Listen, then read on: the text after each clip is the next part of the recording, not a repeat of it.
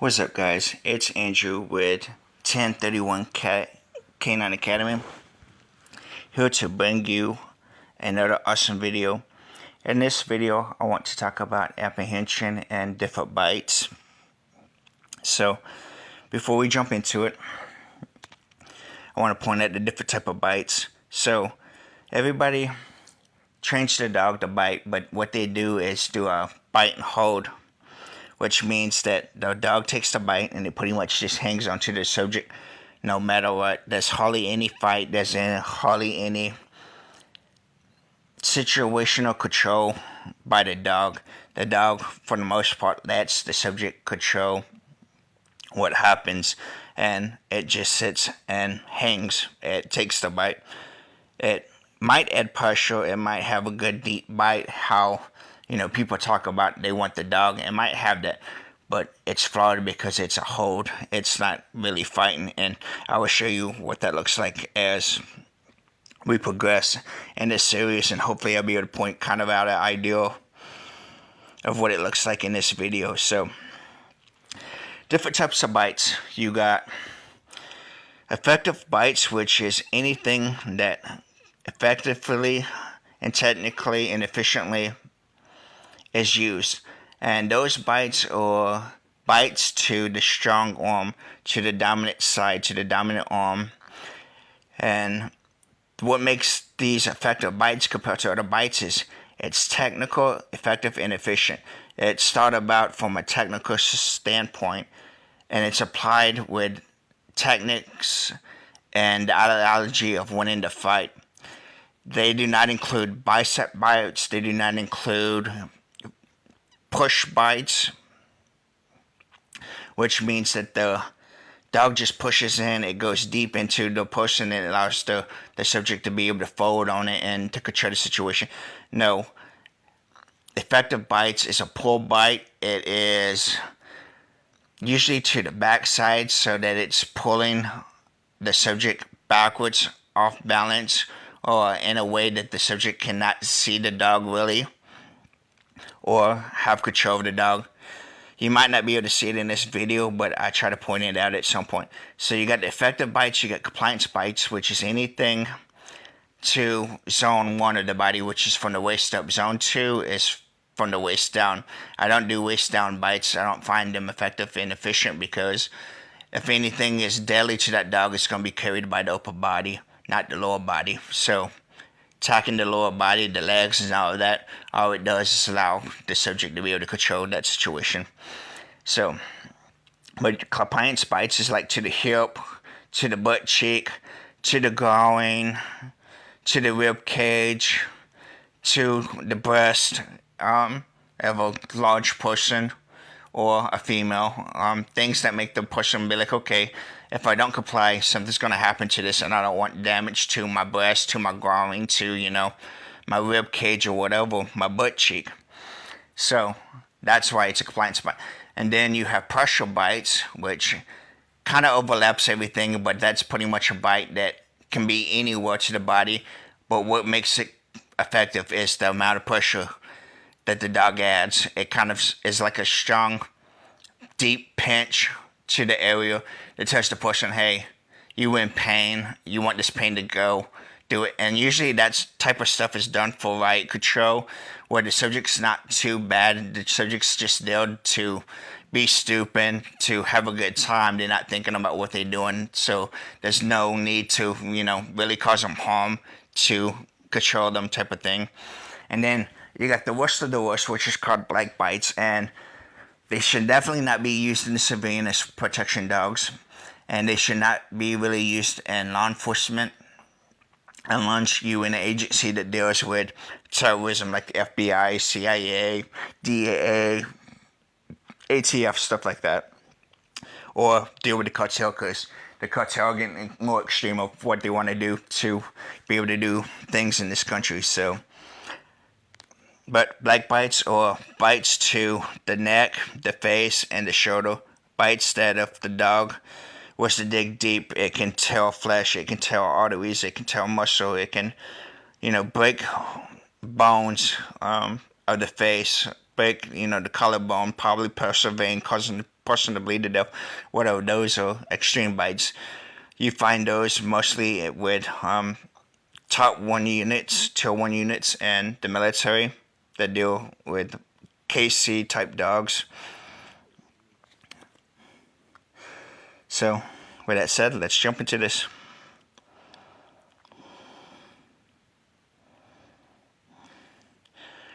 That right there, opening up the door and letting the dog out, that's good because if he would have closed the door, it secures his vehicle. It's a little bit different than, running and popping the dog from a distance. So that right there, as you see, that's a compliance bite. That's to the help, that's to the fatty part of the human. So it just adds pain. It adds a psychological thing that says, hey, I'm getting by the dog. As far as keeping that guy from doing anything, it really doesn't do anything if his mind's not there to comply. What I did like about that though is kind of how the dog came off quickly. As soon as the dog was pretty much grabbed by the officer, gave him the small command, it came off. And this one you can't hardly really see. But in this, you see it, the guy coming up on it. With that is how you want your dog to do. If it's not going for the weapon, you want it to fight, you want it to pull, you want it to drag that subject. So the subject can't control, the subject can't fold on the dog and be able to grab it, to be able to choke it, to be able to hold it down, to be able to, suffocate it, whatever it may be. So, that I couldn't really see how well the dog came off, so, by the looks of it, looks pretty good. The dog seems to be under good control. And this one, if you going out having to search for someone, don't use the long line. As you can see, there's a bunch of stuff that can get tangled, especially if you're going from the woods to a situation like this. You can see that it's kind of like a trailer park, a camper, RV, whatever lot. There's no telling in a situation like this what might be in the area for the dog to get tangled up on, so you kind of want to deal with that.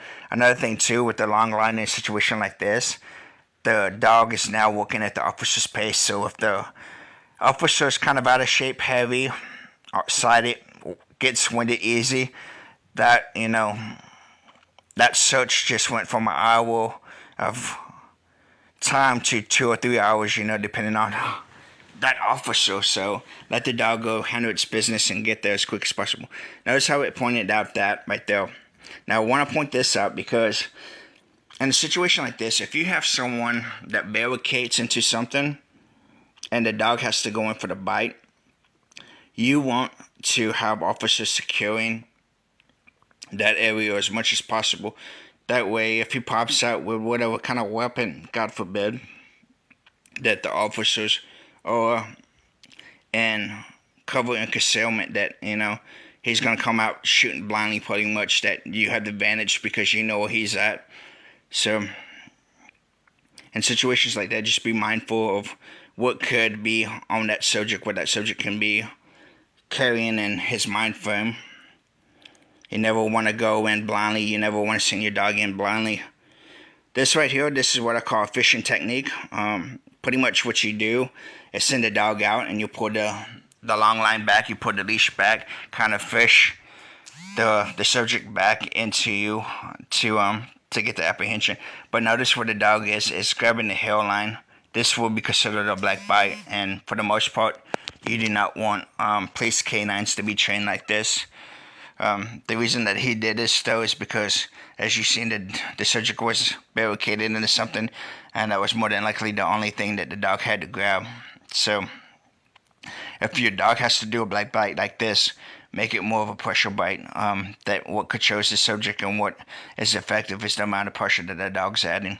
A lot of people don't teach that, but think about it like this. If you have a 4-year-old that picks up a gun and he doesn't know how to use that gun and he's waving it around, and you have to have that dog sent on that kid, you want that dog to bite that kid differently than you want the dog to bite someone who has a suicide bomb.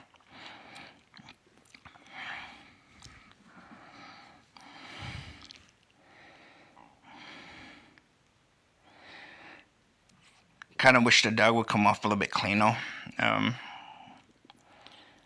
So that dog is showing kind of equipment fixation. Well, the reason I say this because the dog wants to take the reward. He wants to be able to walk around and be like, hey, this is my victory. I did that. So that's kind of the thing. And notice how he jumps back. He's looking for a reward. So he's used to being given the reward automatically when he does good in training. So this is probably a green dog. So for it to be able to take a black bite like that is a pretty good sign. But at the same time, it could be flawed. I don't know too deep into what the dog's going into. It's a short video, but if I see more videos on it, I can get a better idea of the dog. Situation like this. See that long line? Don't have the long line on the dog. As you can see, the dog went one way. He went one way.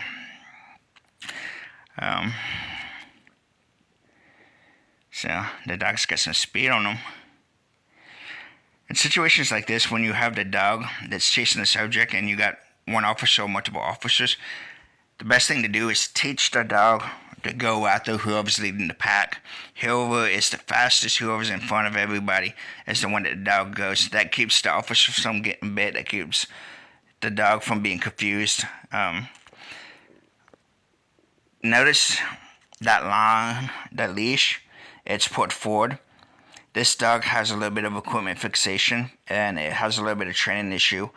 So if you ever watch training videos where the decoy is holding the leash, that's where this issue comes from. He understands that the pressure that's pulling it forward, he has to go and he has to bite because of that pressure. It's a correction. It's telling him, hey, bite, or else you're going to keep getting corrected. And it's made clear right. It's made clear right here. See how he pushed that pressure off, and the dog kind of is more at ease, more willing to listen. So with that type of training, never have your decoy hold the leash. There's no reason for it. It just waters down the dog's understanding of what a threat is, because in a real life situation, if anything was around that dog's neck and someone wanted to grab it, what they're going to do with whatever they grab is going to try to kill that dog. They're not going to sit there and look at it as a training environment. This is another reason for the long line. Thankfully, the dog was smart enough to realize that, hey, I'm ahead, I'm forward, but I'm not going to jump this fence, because if I jump this fence, I'm going to be hanging myself waiting for my human counterpart to jump this fence as well. So, and that the dog was kind of smart to be able to be like, hey, you go over first and I come behind you. And a real situation, technical situation, more effective situation, that dog should be independent, because of situations like that. Anything that hinders the dog from being able to get to the suspect, obstacles and stuff, the dog should be able to go freely like you see right now. It's kind of a different thing. The dog is completely gone.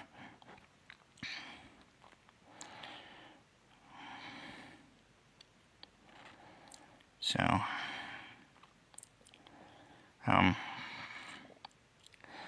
what I don't like about it is, why is the dog not on the subject? I don't understand that. I don't like that. If the dog is forward and independent, the dog should be on the subject.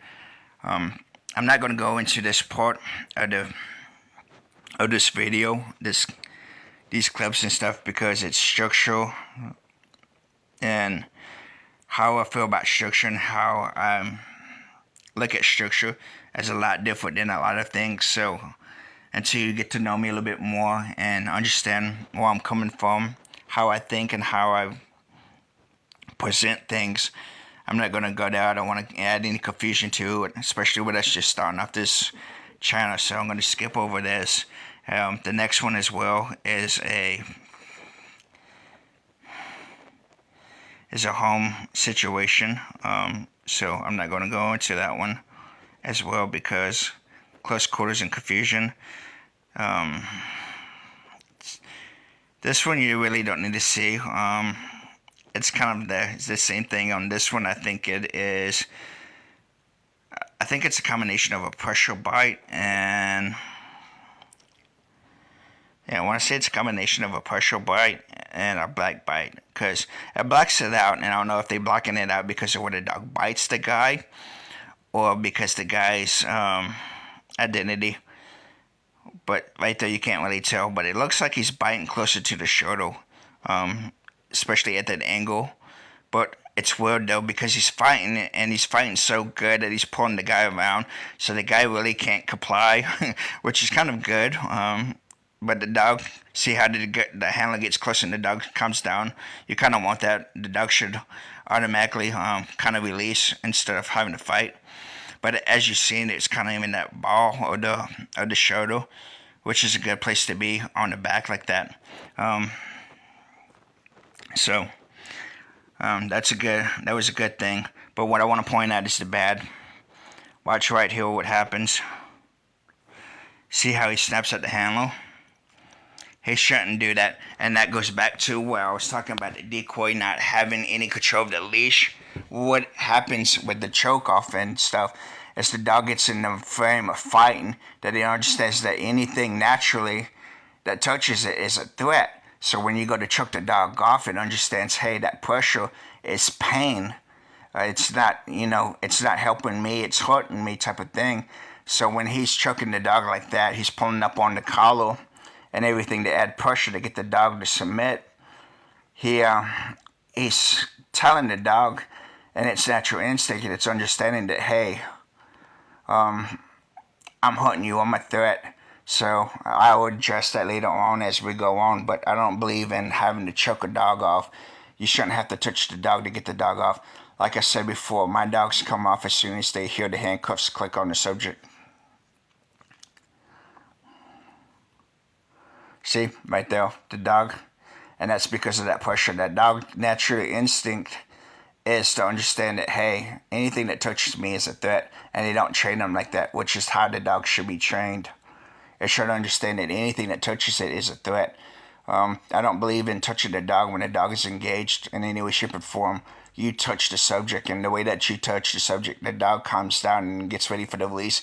And then as soon as the handcuffs click, that dog automatically release, or is calm enough that if you do have to touch it, it's a controlling, loving type of touch. It's not aggressive like that. It doesn't have to have the pressure. It doesn't have to be like, hey, my mind is still, in the fight type of thing.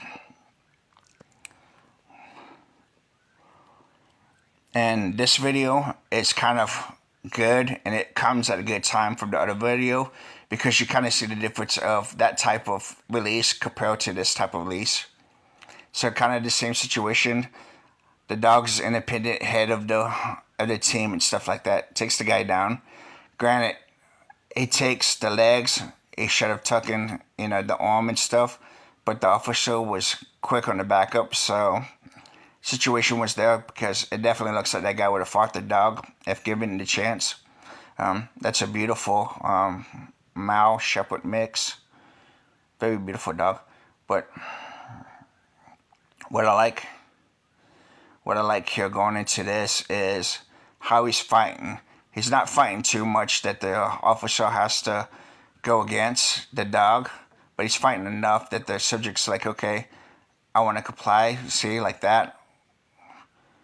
And now this is what I'm talking about with the click of the handcuffs. Notice right there, the dog let go.